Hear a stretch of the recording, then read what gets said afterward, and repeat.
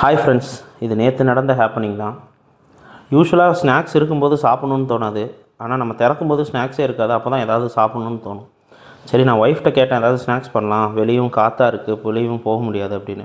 நான் வேணால் கடலை மிட்டாயும் எள்ளுருண்டையும் பண்ணுறேன் அப்படின்னாங்க. கடலை மிட்டாய் வேணால் நான் கருப்பட்டியில் ட்ரை பண்ணுறேன்னாங்க. வேணாம்மா, அது அதோட ஃப்ளேவரில் சாப்பிட்டா தான் நல்லாயிருக்கும். நீ கடலை மிட்டாயை மண்டவெல்லத்தில் பண்ணு, எள்ளுருண்டையை வேணால் நீ கருப்பட்டியில் பண்ணு அப்படின்னு சொல்லி அதுக்கான ப்ரிப்ரேஷன் தான் ஸ்டார்ட் பண்ணாங்க. நம்மளும் நிறையா கடைகளுக்கெலாம் போவோம். சேஞ்ச் இல்லைன்னா கடலை மிட்டாய் கொடுப்பாங்க, வாங்கி சாப்பிடுவோம். ஆனால் அது எவ்வளோ நல்லதுன்றது நிறைய பேருக்கு தெரியாது.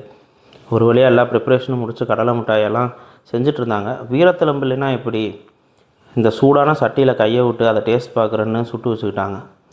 சரி பரவாயில்ல, அவுட்புட் நல்லா வந்தால் சரின்னு சொல்லிவிட்டு எல்லாம் எடுத்து அதை ஆற வச்சு பார்த்தோம். கடலை மிட்டாய் நல்லாவே வந்திருந்தது.